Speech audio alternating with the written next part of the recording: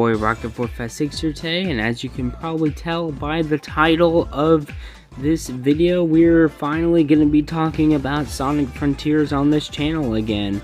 Now, I know Sonic Frontiers has been out since November, and it's kind of crazy that I haven't done any more videos on it before, until well, there was that one video of the calm before the Sonic Frontier Storm video, but yeah, so this is actually, as you can I finally beat Sonic Frontiers actually recently, and I know that's kind of crazy because the game's been out since November and I'm now just having completed it. Well, it's only because I kind of played it, and then when I got to Chaos Island, I kind of dropped off for a little bit, and then I started playing it again like 2 or 3 weeks ago, and then I just played it all the way through and beat it. So this, probably as you can know by the title of this video, the title of this video is Sonic Frontiers reminded me why I am a Sonic fan. And so this Sonic Frontiers is basically gonna get the whole, if you remember the Epic Mickey Ultimate retrospective video, it's kind of gonna get that treatment, and this is gonna be basically a video all about Sonic Frontiers and what I love about it, what I think they could definitely improve on. But Sonic Frontiers is definitely, like the title of this video, reminded me of what it means, like why I'm a Sonic fan and why I'm still a Sonic fan to this day.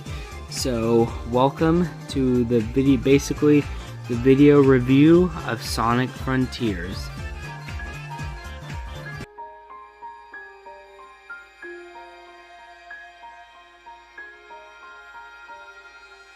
So the first major thing I want to talk about in this basically review of Sonic Frontiers is the story of Sonic Frontiers. And this story is just, I'm not going to call it like amazing, like the whole story itself, but the way that the story of this game basically gives the 4 characters, including Sonic, Amy, Knuckles, and Tails, basically gives the 4 of them basically a character arc throughout their story, where with Amy is trying to help, obviously, the Coco, and well, they're all trying to help the Coco, but Amy is really trying to help the Coco, and basically she's trying to help Sonic try to understand that the Coco need their help, because at first Sonic actually doesn't want to help the Coco. He just wants to try to get them to basically the main plot of the story, and try to get to the bottom of things. But the thing is, Amy's like, well, do you actually want to just abandon someone in need? And so yeah, Amy kind of goes through an arc, I guess. But the 2 other characters that really go through arcs is Knuckles and Tails, where with Knuckles, he talks about how he's kind of isolated from everyone else. And throughout this review, I'm going to be showing different cutscenes, and I'm going to show the cutscene with Sonic and Knuckles that definitely resonated with me the most.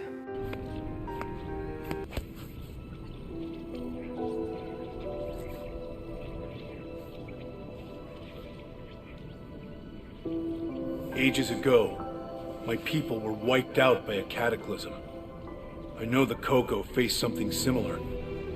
It reminds me I'm the last Echidna, that I'm alone. You may be the last, but you're not alone. You've got us, Knucklehead. I'll admit, I do envy your lifestyle. Freedom to go where you want, when you want. So do it. Get out there and live a little. Maybe I could. But first I need to be back to normal. So hurry up and get me back to normal. Anything to get you away from me.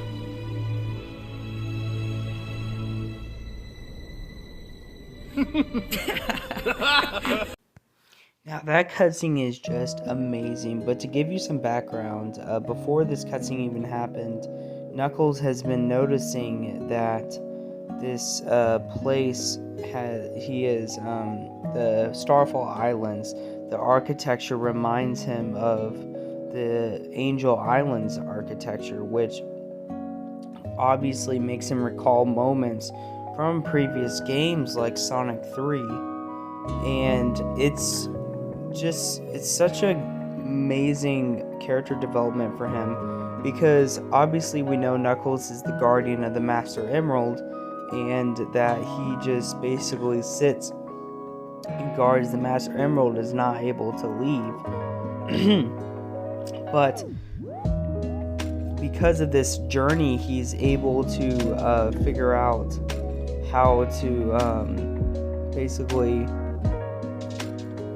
rely on others more than he ever has before, because right now in the story, the characters besides Sonic are in this like in-between dimensions space, so they can't really help or attack or anything, so it's literally just Sonic that can do stuff, and so Knuckles is having to rely on Sonic a lot more than he usually is. And of course, because these ruins really remind him of the same architecture that was in Angel Island, he feels more responsible to protect these ruins, because it reminds him of the memories that him and Sonic and Tails have during the events of Sonic 3.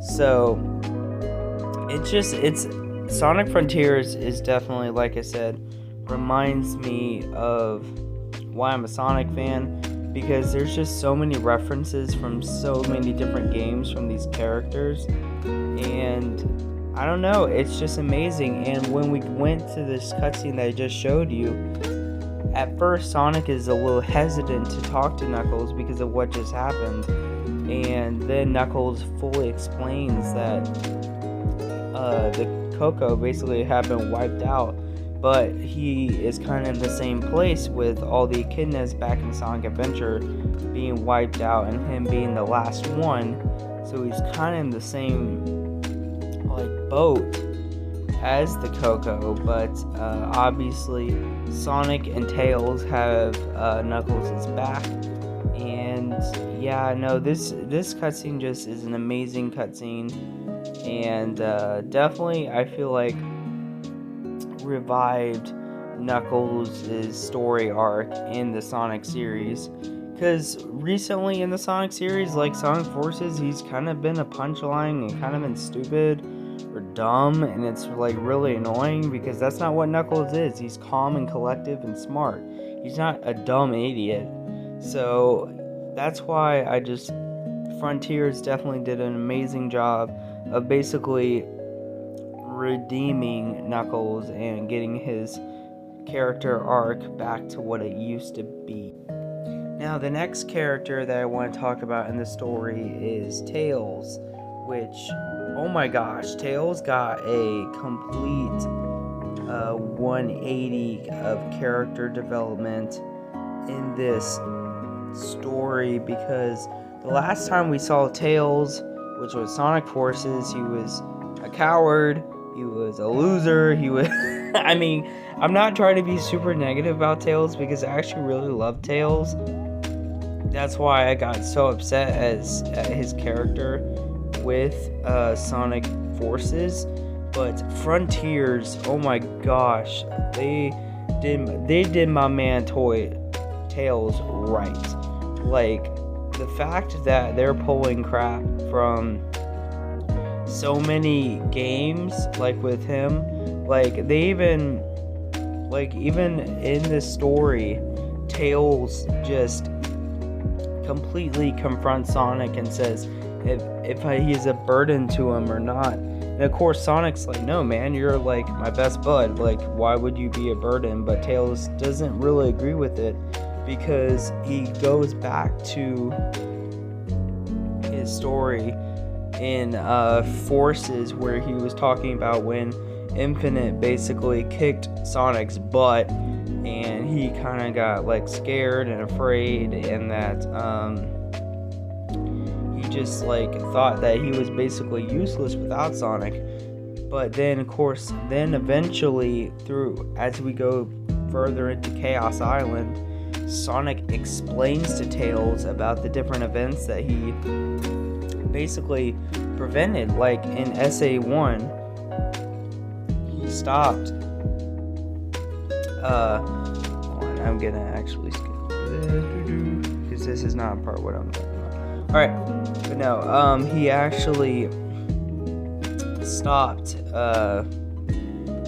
the missile, because if you guys remember in SA1 in Tails' story, he stops Eggman from shooting a missile to Station Square and stop him from blowing it up basically. And Sonic reminds Tails that he has done stuff on his own to be able to stop Eggman. So of course that gets his confidence up, and as we go further into Chaos Island, it leads to this amazing cutscene with Sonic and Tails. Hey, little bro. Feeling better?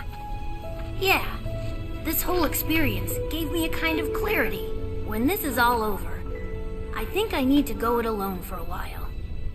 I can't grow into my full potential if I always fall back on you. If that's okay. You're free to go your own way. I guess you just grew up on me a little faster than I expected. Are you saying I outpaced you? Yeah, don't push it. It's gonna take some getting used to, but here's to you reaching new heights, partner.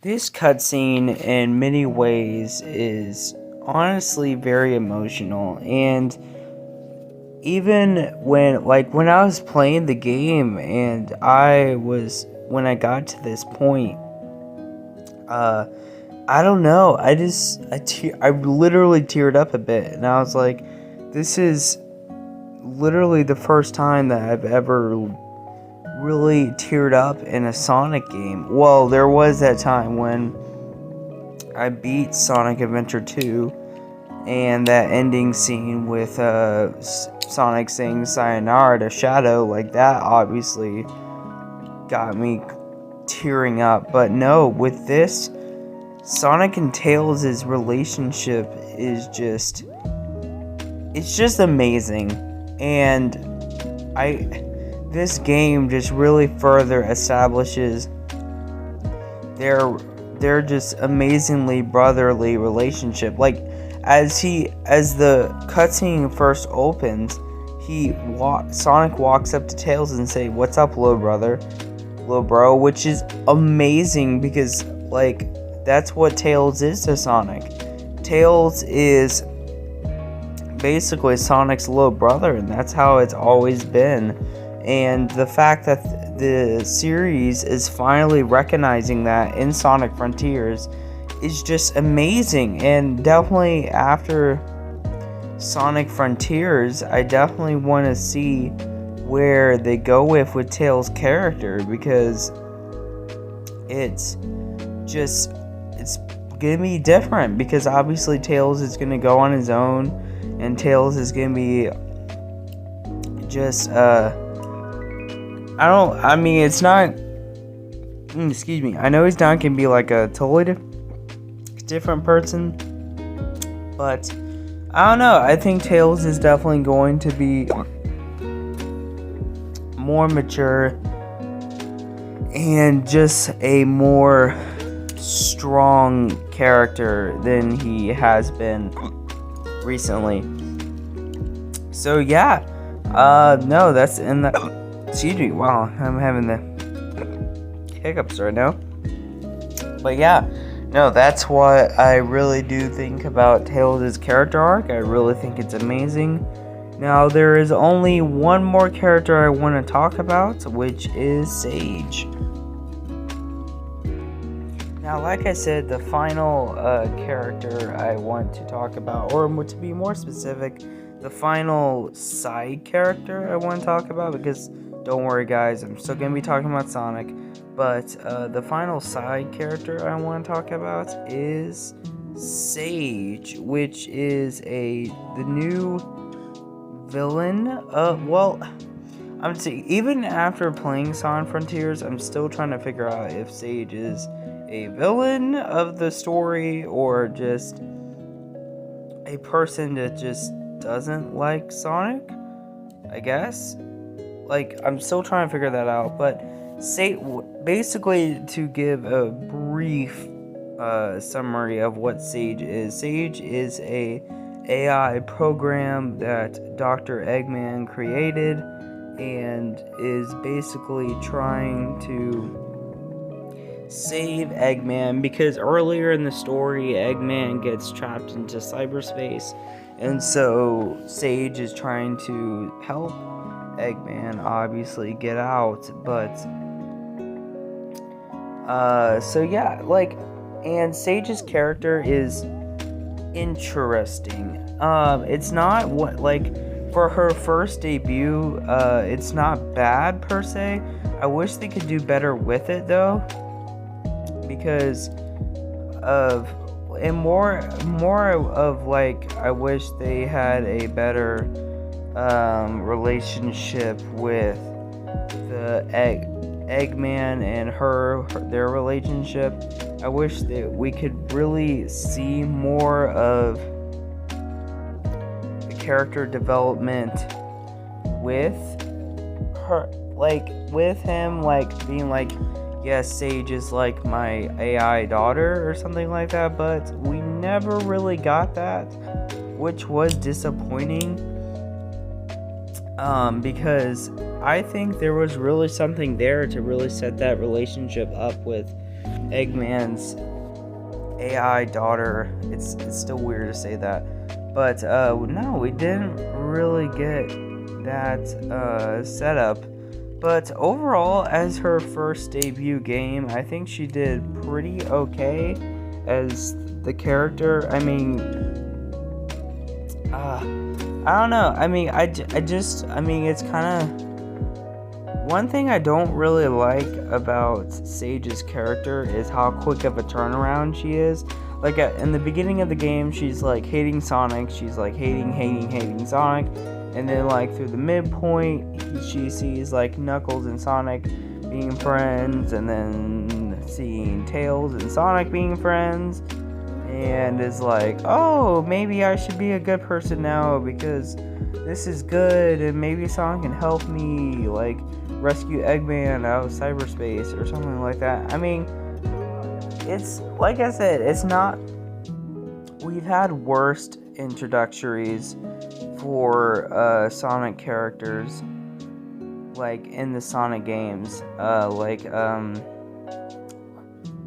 well, I can't say Silver, because Silver is actually amazing in Sonic 06, but, well, like, Infinite, and so, which, Sage is definitely a step up from Infinite. Like, I'm not comparing her to Infinite from Sonic Forces, but, I don't know, I guess why I'm having such a hard time with this is because I just really wanted Sage to work out in this game, and obviously there is a post-credit scene at the end of this game that shows that Eggman does bring Sage back to life, and so she will eventually come back, hopefully in the next Sonic game, but also there is an epilogue DLC that's coming out, so hopefully we'll get more character development with Sage.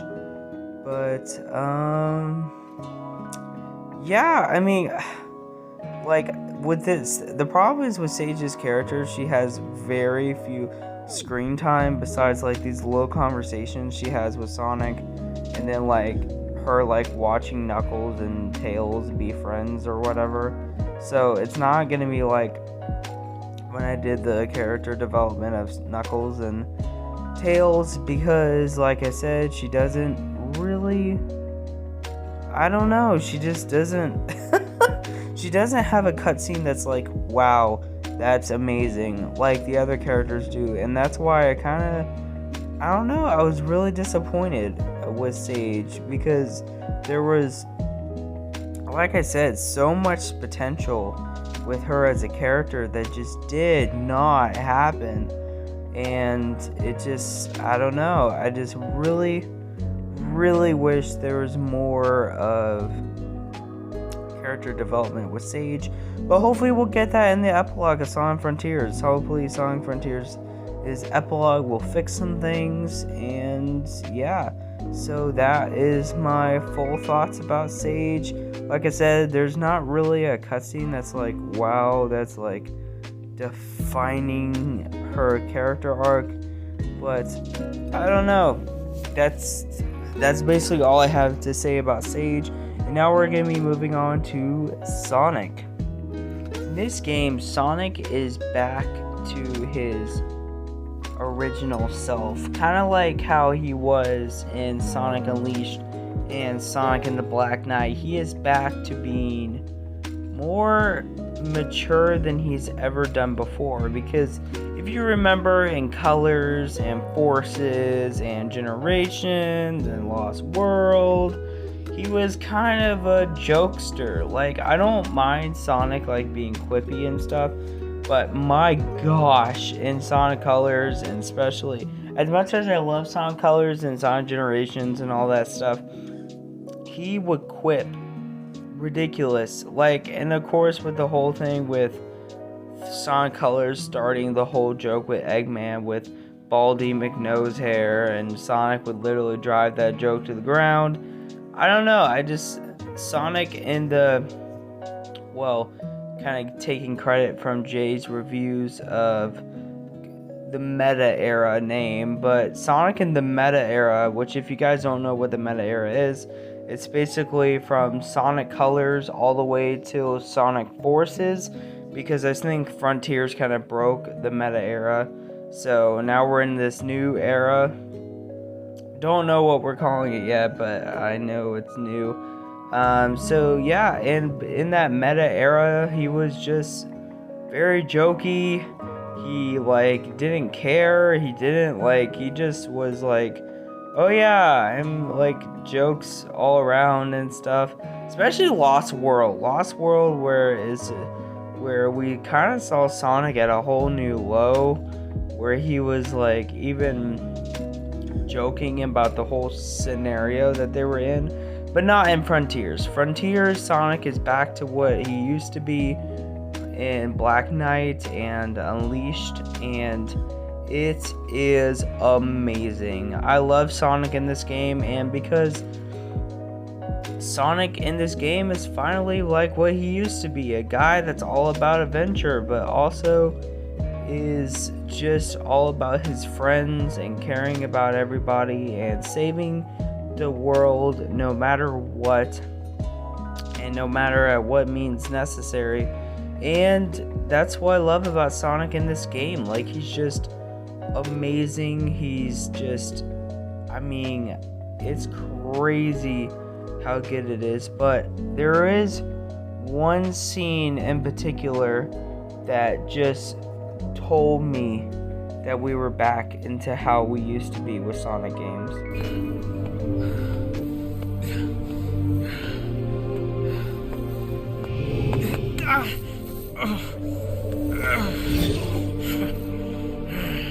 Your cyber corruption is accelerating. How can you smile when you can barely stand?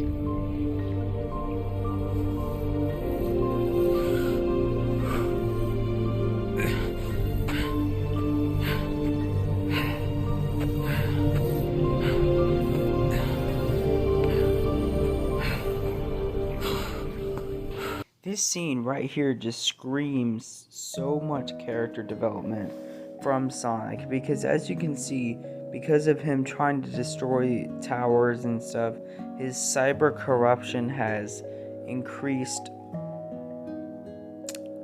like rapidly, that it's really corrupting his body. And Sage is like, how can you smile and stuff when you're literally about to be on the brink of death? But that's just how Sonic is. Remember, this brought me back to scenes like Sonic in the Black Knight when he was battling Merlina and he was getting beaten the crap out of, and that game, it was to go wing and all that stuff. But they were like, what are you doing? Run, get out of there. But of course Sonic won't run away. Sonic will keep on fighting no matter what. And it's just amazing. It just really showed me that we are back into we're back to how Sonic used to be. We're back to how these characters used to be. And it's just amazing, because this game is basically showing that Tails is not useless, Knuckles is not an idiot, Amy is not an obsessive person. Like, these are characters that really have character development and really have like personalities that in the last 10 years have basically been void of no personality at all because of the meta era games. But because of Sonic Frontiers, we're bringing these characters back to the way they used to be, back to how they were in the adventure era with SA1 and SA2, and it's incredible. And that's why I just love this game so much, because it's basically bringing us back to what a Sonic, these characters used to be. And I don't know, I'm just talking about it right now is just making me so speechless, because it has taken, let me iterate, it has taken them 10 whole years to get to back to this point, because the last really good game where all these characters were how they used to be was Sonic and the Black Knight and Sonic Unleashed, and how their story arcs were in those games. But it's been 10 long years since that point, and I just owe Frontiers so much because of that, because they're bringing back how these characters used to be and why I fell in love with these characters in the first place. And just thank you, Sonic Team. Just thank you so much, because you guys are bringing these characters to what they used to be. So yeah, so that's gonna be it for all the character arcs. Now I'm gonna be talking about the overarching story. Now this story, I'm not gonna lie, is pretty messy. It's pretty interesting, because they're introducing a lot of new things in the Sonic lore. Like, I mean, maybe not a lot of new things, but a lot of big interesting things. So like, we're getting introduced to a new species called the Ancients, which to me, when I first saw the Ancients, they looked a lot like Chaos from Sonic Adventure 1. So like, I'm still trying to figure out like what they are exactly, but the main storyline from this game is basically that the Ancients were the ones that brought the Chaos Emeralds from space all the way to Earth, and that why the Chaos Emeralds are on Earth is because the Master Emerald attracted the Chaos Emeralds to Earth, I guess. Like, like I said, I'm still trying to, because like I said, this story is messy. It's not that great. Like when we get to like I said, the character arcs and everything, that's amazing. And how the character development's amazing. But when it comes to like the overarching story, it's a little messy. It's a little, I don't know, it's just there. And that's why I really wish we got more development on the ancients as a species, and like what they're all about, and like who they really are. Like, are they actually like related to Chaos in a way? Is Chaos just another version of an ancient? Are the ancients now Chao? Because technically Chaos is a mutated Chao. So are the ancients now Chao now? Like, there's still a lot of plot holes in this whole story when it comes to the ancients and everything, and I just really wish we got some more context on that. Also, the ending of the story is really lame. Like, I'll get to it when we get to the bosses and stuff, but the end of the story is really lame. How it's just, oh yeah, like now we gotta stop this big thing and Sonic's gotta stop it, and then like Sage ends up sacrificing herself, which obviously we all kind of knew that wasn't really the case. Like, that wasn't really gonna happen. But I mean, I was like, okay, because I know it was supposed to be an emotional moment, but during the scene where Sage like sacrifices herself, it wasn't really much of an emotional moment for me. Not because it didn't really hit me until during the credits when Sage's vocal theme started playing, which, like I said, we'll get to all that stuff a little later. But I don't know, it just, because when a character dies in the Sonic series, like going back to like Sonic Adventure 2 when Shadow ended up sacrificing himself to save the planet, and where Sonic is like, sayonara Shadow the Hedgehog, that was an emotional moment for me. Where with Sonic, it's almost like he's like, yeah, Sage is gone now. Like, he doesn't like really talk about Sage, which is kind of weird. Like, the only one that actually feels emotion for Sage being basically died is Eggman at the end, because Eggman is like looking out at the stars and like reminiscing of Sage and everything. And of course, eventually at the post-credit scene, he resurrects Sage basically. And I don't know, I just really like it. And then like the final boss is kind of lame, but I don't know, like I said, we'll get to the bosses a little later, but when it comes to the overarching story, like, it's okay. It's not great. It's okay. Like, it's not horrible. It's not great. It's kind of in the okay for me. Like I said, the character arcs of the story is really amazing, but when it comes to the overarching story itself, like, I don't know. I honestly remember like at the end of the game when I played it and beat it, and I was like, is that it? Like, really? That we're just flying away and that's it, and that's all she wrote, kind of thing? And I was like, okay, this is kind of boring and dumb.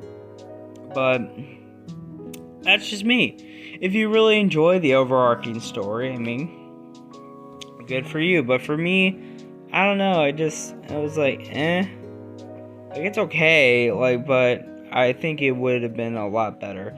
So that's basically it for the whole section of the story.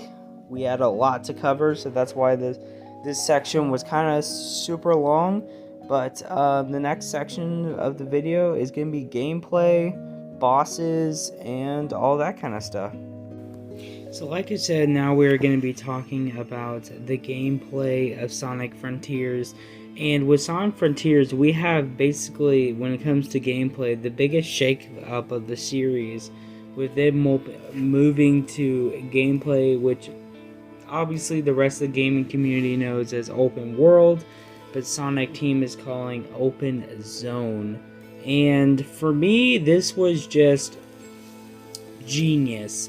Like the whole open zone concept, and how they're like 5 distinct islands and stuff where you can just explore and roam around and be Sonic, is just amazing. And because for me, I'm not really, if you don't know, I'm not really a big fan of open world games. Like I love games like Breath of the Wild and Horizon Zero Dawn and stuff like that, but the biggest problem I have is that sometimes the main like objectives or whatever are like on one whole entire side of the map, where you have to basically walk all the way over there. But when you're Sonic, you're fast, and so you get to speed over there, which makes it a lot more better for me, because I love just going fast as Sonic in this game. And so that's why it being like on the other side of the map or whatever never really bothered me, because of it just, you're going fast. So I mean, it's never bothered me. No, but anyway, going back to the open zone concept, I love it. Being able to access different cyberspace levels, which we'll get back to that. Cyberspace levels is cool. Being able to defeat these guardian bosses, like not bosses per se, they're like mini bosses or whatever, it's cool. But I don't know, just from getting used to such a formula of go to this stage, and having such a big shakeup like this for Sonic Frontiers is honestly a breath of fresh air for me. Because, no, don't get me wrong, I love like the Boost games, and I love Sonic Adventure 2, I love all the other Sonic games that had levels and stuff, but this for me was just such a breath of fresh air. And because I know a lot of people are saying there's a lot of pop-in, there's a lot of this and that, and you guys gotta understand, the system I played this on was the Nintendo Switch, which there's pop-in already on the PS5 and Xbox Series X version, but the pop-in on the Nintendo Switch version is ridiculous. It's like crazy. But I never let that hinder my experience. Like, at first it was a little jarring playing the first island and stuff, but once I got to Ares Island and once I got to like Chaos Island and stuff, it started to not bother me anymore, I guess, in a weird way. But no, I love the open world concept. I love being able to... I also love the collectibles you get to collect, because you get to collect vault keys for Chaos Emeralds. You get to collect these memory tokens, and for me, that's because I love games like Mario 64 and Super Mario Sunshine, where you had all those collectibles and stuff, and it basically gave Sonic that, because Sonic can like go and collect stuff, and I always thought that was really cool in this game, because also with you having to collect the memory tokens to basically unlock cutscenes in the game makes the cutscenes feel earned more than just yeah, here's a cutscene, here you go kind of thing, because you're working towards these cutscenes to build on these more character relationships, which that's what we discussed in the story section of this video. And because you're working towards that, I think that's amazing. I think that's cool, that you're able to work towards the cutscenes because you're trying to collect stuff. and everything. So yeah, so no, I love the open zone concept. I also love the combat in this game. The combat is definitely, like, when I first watched, which of course everybody can testify with this, when I first watched the IGN combat video, I was worried. Like, I was beyond worried and stuff. But once I really got to feel the combat system, and especially once I got to Ares Island, like everything else in this game, and I got used to the combat and I unlocked more skills on the skill tree and stuff, I really started enjoying the combat of this game because I love it. And it basically gives, because what we're used to in the Sonic games is just the homing attack, the spin dash, and all that stuff, but this game gives Sonic way more moves that we've never seen before, like the Sonic Boom kicks, the Cyclone kick attack, the one where he parries and then goes up into a spin ball form. That's just cool. I like that move a lot. That's probably one of my favorites. But no, the combat is actually for their very first try with, well, no, it's technically not their very first try because they had combat, obviously, in the Werehog gameplay of Sonic Unleashed. But for their very first try in this type of game and in this type of gameplay, I think they did a pretty good job. And I don't know, I just was having way too much fun with the gameplay and stuff. So yeah, the combat's great. I love it. And yeah, so that's all I gotta say about the open world and combat. Now we're going to be moving on to the cyberspace levels, and also in the whole cyberspace level section, I'm going to also kind of talk about some cons about the game. So yeah. So like I said, the next thing that we're going to be talking about is the cyberspace levels. Now, I'm not going to lie, the cyberspace level gameplay is definitely something I had to get used to at first, because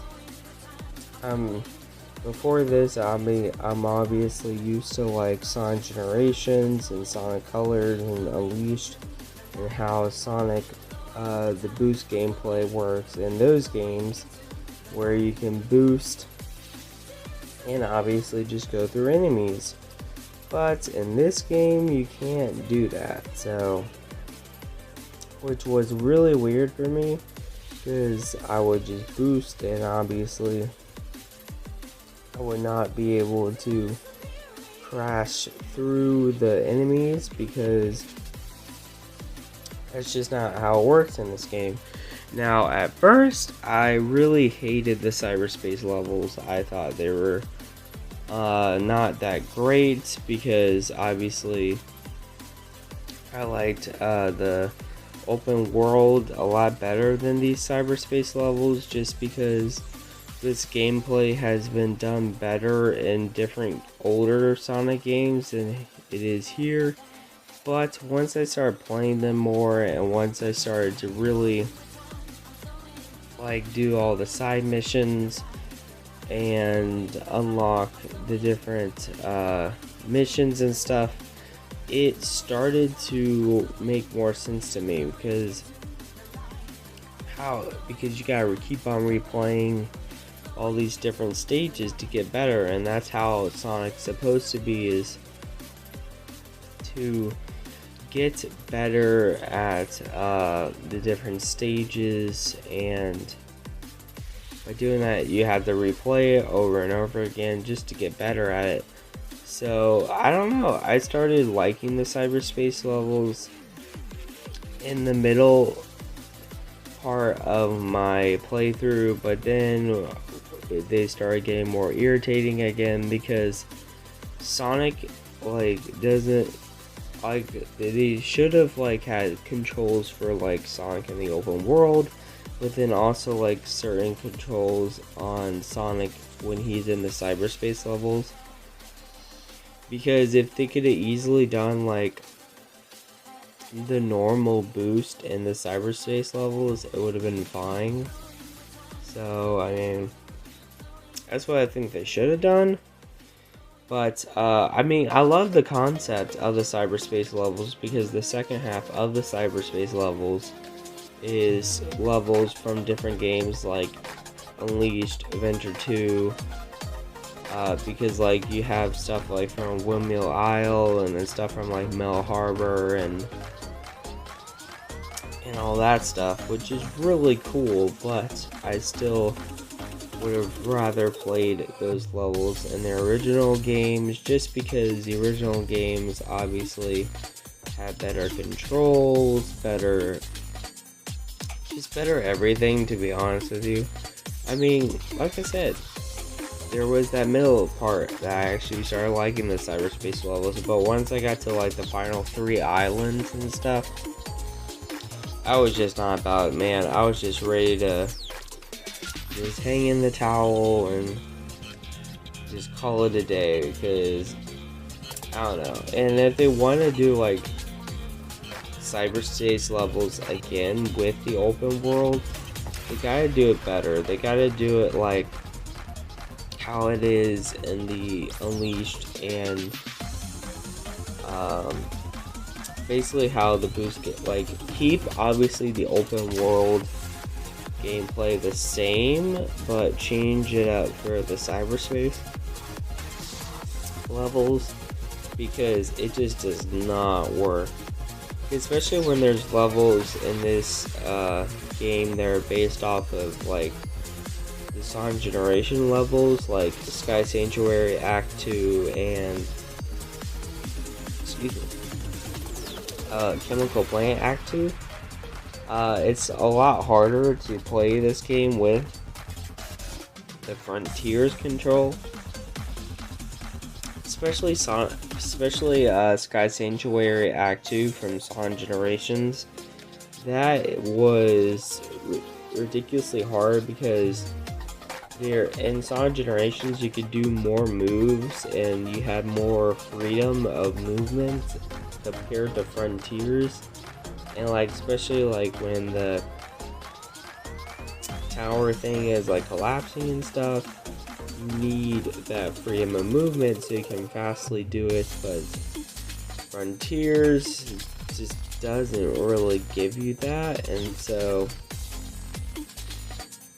that's why I think if they're gonna do the cyberspace levels again in a open zone game, that they gotta make it better, and they got to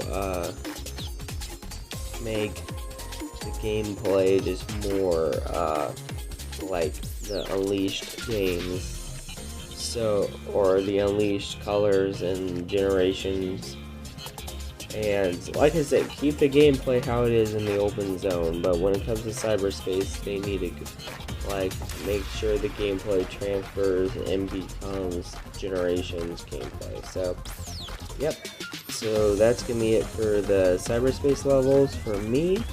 And next is the cons of this game entirely. One of the major cons I have with this game, which why I'm showing Chaos Island gameplay, is because a lot of it happens on Chaos Island, which is there is too much 2D in this game. Like, there is excuse me, there is no reason for there to be so much 2D on these islands.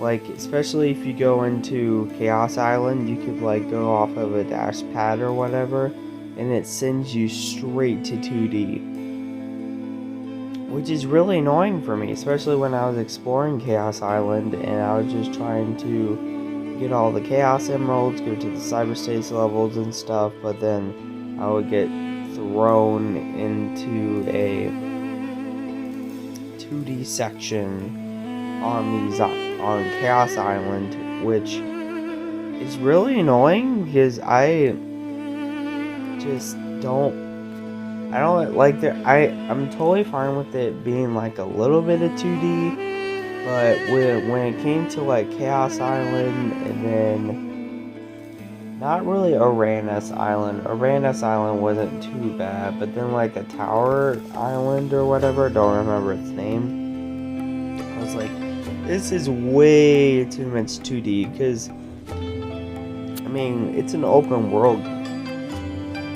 Why is there like 2D sections? Like, I understand in like the cyberspace levels where there's 2D sections, because you know those are like supposed to be like traditional Sonic levels. But in the open world, there should not, I feel like there should not be this many 2D sections, just because it kind of takes away from the whole reason it's an open world. Because it doesn't, with these 2D sections, it doesn't really let you explore, because you're just locked into a 2D plane. Because you could be running around, going on a dash pad, and then you're like locked into a 2D frame. And I don't know, it just, especially in Chaos Island, when I was trying to get like all of Tails, yeah, like this right here. When I was trying to get all of Tails'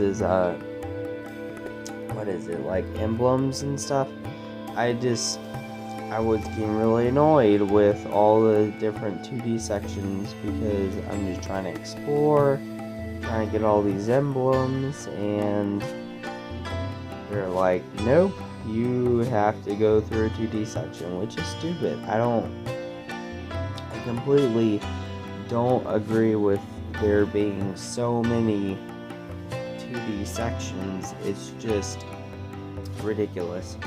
And the next thing I want to talk about, which is a major con for me, is going back to basically, because Sonic Frontiers basically only has 3 major biomes.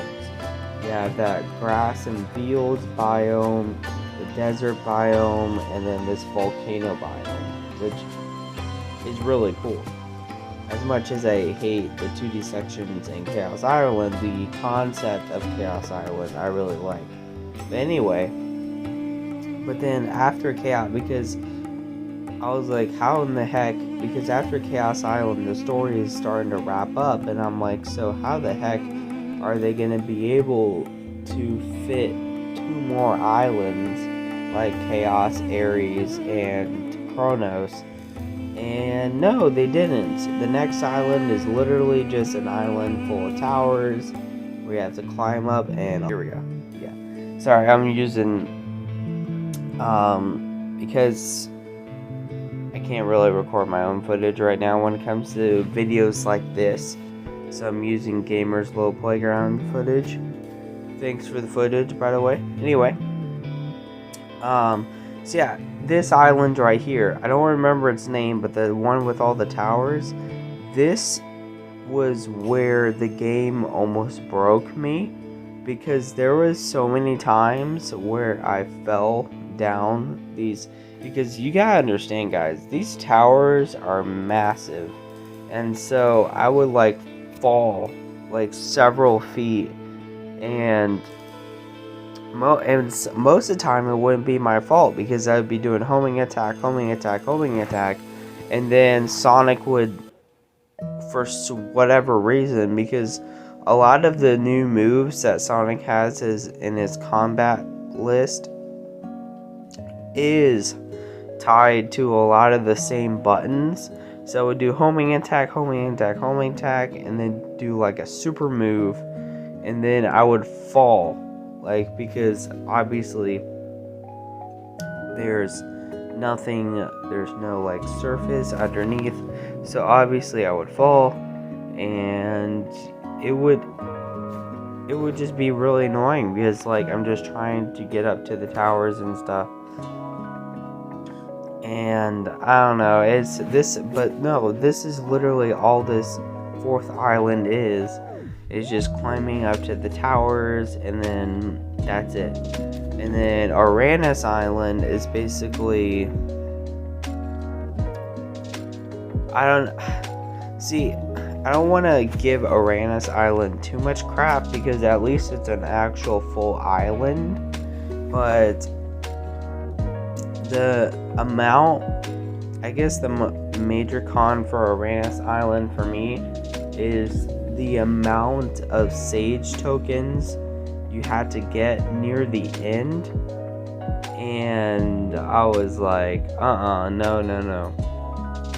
Because there was way too many sage tokens. And so, like, I was at the point that if I found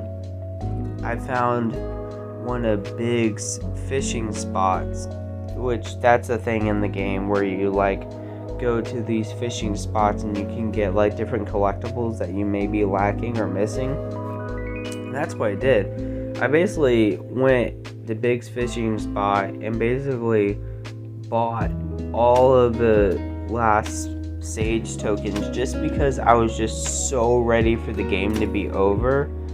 Because I don't know, like after Chaos Island, like I said, the story seemed like it was wrapping up. But then I get thrown into these two other islands where I was like, nah man, I'm just ready for the story to wrap up or the game to wrap up. And yeah, so I basically went to Big's fishing spot and I basically farmed the rest of Sage's memory tokens, which I know that's not really what the game devs want me to do, but you know, it's whatever. I was just ready for the game to end, and yeah, no, I was just ready for the game to end. So yeah, that's probably the only two major cons I have with this game, because I know people are getting me like, why don't you just talk about the graphics, or why don't you talk about like that kind of stuff. Well, the thing is, like I said earlier in this video, the thing is, like I didn't even play this game on the PS5 because when I got Frontiers was before I got PS5. So I didn't even play Frontiers on the PS5. I played on the Nintendo Switch, which is the worst version of this game, and I can testify for that. But the pop-in, and I mean, you thought the PS5's pop-in was bad. The Switch's pop-in is like on a whole nother level. But anyway, the pop-in never really bothered me, and like the lack of graphics have never really bothered me. I was just having so much fun because Sega really nailed it with the controls of Sonic this time around in the open world. So I was just having fun playing as Sonic. So like all the pop-in and all the technical issues never really bothered me. Like I was like, yeah, okay, it's a thing. Like, and you're also talking to a guy that really appreciates Pokemon Scarlet and Violet, and we all know how many glitches and graphical problems that game has. But no, I mean, yes, pop-in is obviously an issue, and hopefully next time they'll be able to fix it. But I wasn't, and I already knew like pop-in was an issue, and I already knew there were some graphical issues going into playing the game, but I wasn't gonna let that just totally negatively affect my gaming experience. So that's why I'm not really putting it on the cons section of this video. I just don't, I mean, it never really bothered me because like I said, I was just having a lot of fun just playing the game. So yeah, so like I said, this is it for the cons kind of section of the game. I basically already talked about most of my pros, so there's not gonna be like a pro section of the game. But next we're gonna be talking about the bosses, and then we're gonna be talking about the music, which I'm really excited to talk about the music for you guys because, oh man, I love the music in Sonic Frontiers. And then after that, it's gonna be my final thoughts. So yeah, like I said, the next thing we're going to be talking about is the bosses, and this is the most exciting thing for me because I love the bosses in Sonic Frontiers because, oh my gosh, because I kind of knew going in that there would be like supersonic fights. I mean, obviously for this game I knew there was gonna probably be like a supersonic final boss, but nah, man, every single boss is treated like a supersonic final boss, and it's just amazing, because I'm like, dude, the first time I was playing like this game, and like the first time I played the Giganto boss, and Sonic turned supersonic, and my jaw just dropped the floor, because I was like, dude, we're being able to play supersonic and normal boss fights. We haven't been able to play supersonic like this since Generations, I believe, was the last time that Sonic actually went super in like the story or whatever. But dude, these bosses go hard. So I mean, it's crazy how good these bosses are. And I mean, just because it's basically all of Sonic's combat moves in super form, and then the fact that he can just rip and tear through these bosses is just amazing. And I don't know what to say, man. These bosses are amazing. If you definitely wanted my ranking on these bosses, number 1 is definitely Knight, which is probably no surprise to anybody. Number 2 is Giganto. Number 3 is Wyvern. And number 4 is Supreme, which everybody knows why. Supreme is probably the worst out of the 4, just because, I mean, it's just bad. Like, I don't know what to tell you, it's just bad. But so yeah, that's my ranking. But no, these bosses are just incredible, because they basically, what the Sonic team basically did was treat every single boss as a supersonic final boss fight, which is amazing. And of course, if you guys know, I'm a major anime fan, so seeing Sonic literally tear through these massive metal machines and then like block off lasers and throw it back right at them, I'm like, yo, this is basically Sega embracing that Sonic is basically based off of Dragon Ball when it comes to like certain things like this. And they were just fully embracing that with these boss fights, because it's like Sonic like blocking off energy beams, then Sonic is like he's just a total like champ in these bosses. Like, oh my gosh, I see, because when I first fought the Giganto boss, I didn't have the benefit of having obviously not all the skills unlocked, but not most of the skills. So by the time I got to like the Wyvern boss, I pretty much unlocked all the skills in the skill tree. And dude, having most of the skills and the skill trees for these bosses is just amazing. Like, it basically brings these bosses to life, because just how many unique combos and unique ways that Sonic can just rip and tear through these bosses. It's just wild and amazing. And this is like, with these bosses, this is because obviously you guys remember the title of this video, which is how Sonic Frontiers reminded me why I'm a Sonic fan. Well, this was it. this was one of the major reasons why Sonic Frontiers remind me why I'm a Sonic fan. It's just because, like I said, it's been so long since we've had Super Sonic.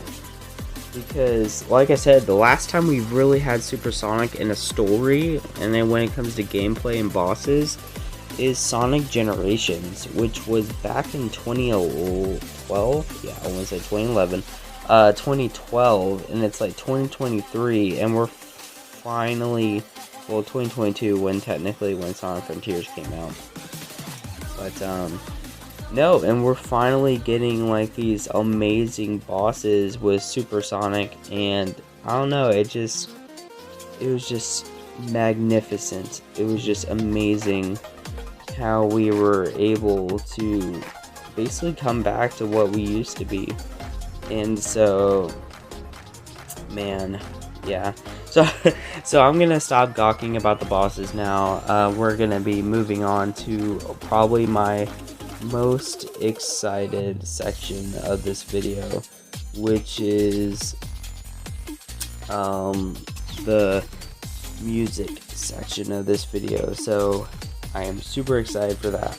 This is probably one of my most anticipated sections of this massive video, which is the music of Sonic Frontiers. Now, this soundtrack has honestly been the soundtrack that has resonated with me the most since like soundtracks like Sonic Colors. Because to me, well, obviously Sonic Generations soundtrack was amazing, but it wasn't like brand new stuff. It was just a bunch of remixes. So when I'm talking like original Sonic like soundtrack, oh well, Mania was really good. But anyway, when it comes to modern Sonic, the last like soundtrack that really resonated with me the most was the Sonic Colors soundtrack, which all of you guys know that's one of my favorite Sonic games of all time. And so, but this soundtrack hits on a totally different level from just the the open world music, which honestly throughout this video I've been showcasing a lot of the different music. So like from the cyberspace levels, from Big's fishing spot, which is honestly probably one of my favorites probably one of my favorite musics actually. And from like the open world music I've been kind of showcasing throughout this video. But when it comes to the music section, what I definitely want to really focus on is the vocals of this game, because oh my gosh, the vocal music for this game is just amazing. And how I'm gonna show you guys how amazing it is from each boss. I'm gonna show you I'm gonna do like clips of the vocal tracks for each boss. And there's a reason, if you've been keeping up with my channel recently, there is a reason why I've been doing anime music videos with these songs, with songs like Undefeatable, Break Through It All, and Find Your Flame. There is a reason, because these songs are just amazing. So prepare for your ears to be amazed with these amazing vocals by Sleeping with Sirens. It's time to face your fears when your time has come and gone. I'll be the one to carry on, and you can throw me to the wolves, 'cause I am undefeatable. I'm hanging on to the other side. I won't give up till the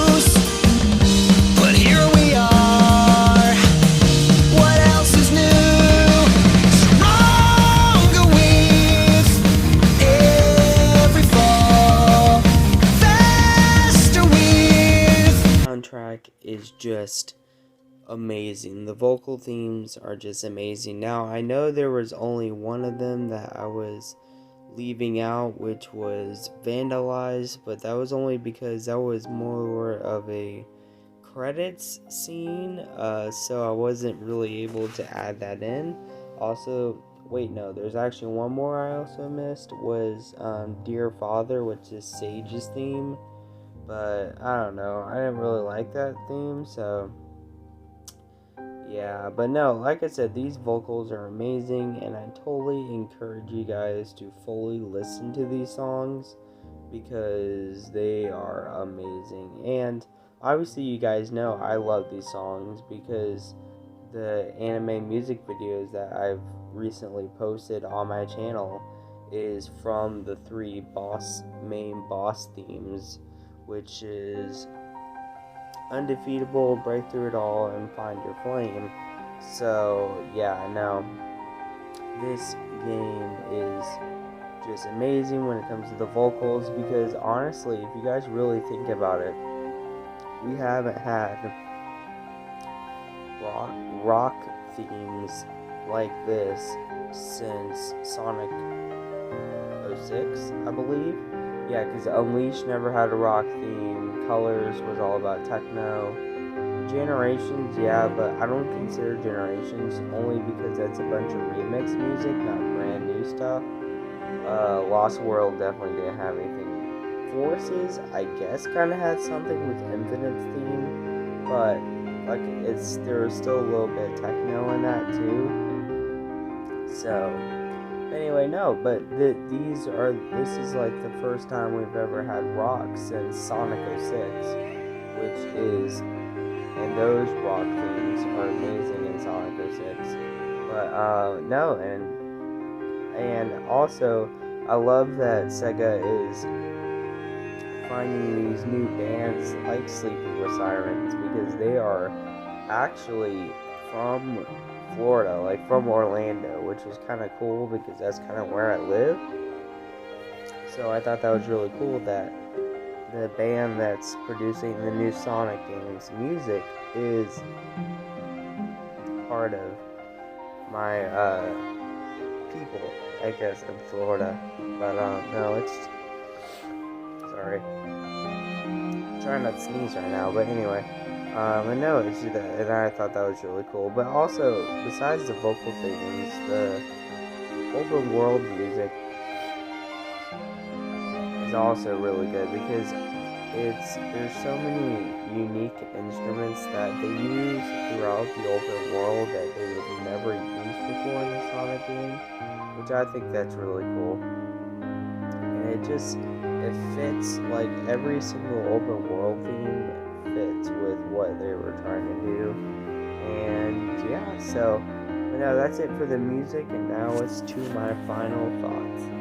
Yeah, here we are at the end of this very long video with my final thoughts, and honestly, I don't even know what my final thoughts are about this game, because I've basically talked about everything that I wanted to talk about, every aspect, the story, the open world, the cyberspace levels, the music, the bosses. So, I mean, honestly, I guess what my final thoughts would be is that Sonic Team just keep on doing this. Like, there's obviously more things to improve on, but just keep on doing this open zone concept, because it just works. And if you want to do the cyberspace levels again, just make them better. The story, obviously, to me, the story was really good. Just keep on having Flynn write the story, which if you guys don't know, he writes the comics for Sonic. Just keep having him write the story, because obviously he's really good at character development, so just keep on letting him write the story. And yeah, and just maybe have more development time for this game, because I feel like if this game had a little bit more development time, we would have had even a more amazing game than we already have. And so, but yeah, so, and honestly, I don't know how relevant this video is going to be because the epilogue for Sonic Frontiers hasn't even come out yet. So I don't even know how relevant this video is going to be, but it's going to be okay. And yeah, and so like I said in the beginning of this video, I wanted to give Sonic Frontiers the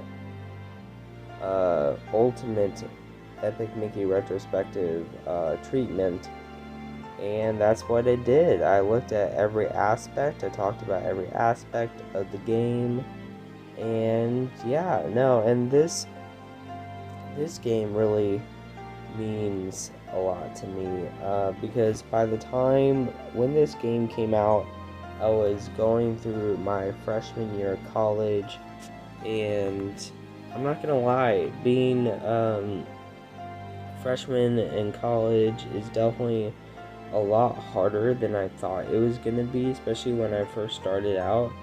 And just playing Sonic Frontiers and playing the story and everything, where Sonic's go get him attitude with never giving up and never losing sight of himself, really definitely helped me through my first year, because as the recording of this video, I am about to finish my freshman year in college, and honestly, I don't think I could do it without Sonic. Sonic has been there for me all the time, and his games have just been there for me all the time, and especially Sonic Colors. Like, I connect with that Sonic Colors with a lot of emotion with that game. And now with Frontiers, I mean, there's always gonna be something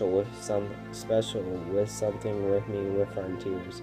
This video, the timing of Frontiers coming out during my life, with it being my freshman year of college, and another thing, because of that, why I wanted to do such an extensive segment of this video with the songs and the vocal tracks is because those songs have also helped me get through a lot of things, and because I don't know, it's oh man, no, because like I said, this just freshman year of college has, like I said, it's definitely been harder than I thought it was gonna be, but now that it's almost over, I feel accomplished, and it mainly was because of Sonic. Sonic kind of put me back up on top and like put me back up to where I need to be to finish strong, and that's what I've been doing. And so I can just always thank Sonic Frontiers for that. And I don't know. Yeah, no, this game is just amazing. If you are a Sonic fan, and if you are a Sonic fan, you probably already played this game. But if you are a Sonic fan, if you haven't played this game yet, I would totally recommend it. And if the story at the end doesn't seem very complete, don't worry about that. We are getting free DLC. I believe the epilogue is free. Free DLC of the epilogue and see what happens. So it's not, technically the story isn't over just yet, and I'll definitely, once that epilogue comes out, I'll try to do a video on that, because obviously I'm going to be playing it. So yeah, no, Sonic Frontiers is an amazing game, and I believe everyone should just give it a shot. Even if you aren't a Sonic fan, I just believe everyone should just give Sonic Frontiers a shot. Don't let the whole technical aspects bother you too much. I mean, I know it can be a little jarring, but just don't let it bother you so much. Just play the game, have fun, and because that's what it's all about with playing games, is having fun. So, and Sonic Frontiers is a very fun game. So that's basically my final thoughts on this video. If you've reached the end of this video, thank you so much. I know this was a very long video. It took me a while to complete this video with editing and recording. And honestly, I really do like doing these in-depth video game videos. I'm probably gonna start straying away from Let's Plays and gonna start doing these like in-depth videos because I don't know, they're kind of fun. I like because it lets me do a lot of editing, which I don't really get to do with my Let's Play videos. Well, it's only because I try not to edit as much as possible. So yeah, no, I really like doing this stuff. So if you're new to this channel, please make sure to subscribe. When subscribe, please make sure to press the notification bell. When you press the notification bell, please make sure to press all. Notified every time I upload videos to the channel. And yeah, so just like Sonic says, stay cool and be as cool as the planet that is cool and blue as Sonic the Hedgehog. And the only reason why I'm saying that saying is because the music that is playing in the background for this final thought segment is the ending theme of Sonic Adventure 2, because I really thought that was fitting for this. So thanks so much for watching, and hope you guys have a wonderful rest of your day, and peace, Rocket456, and take care, guys.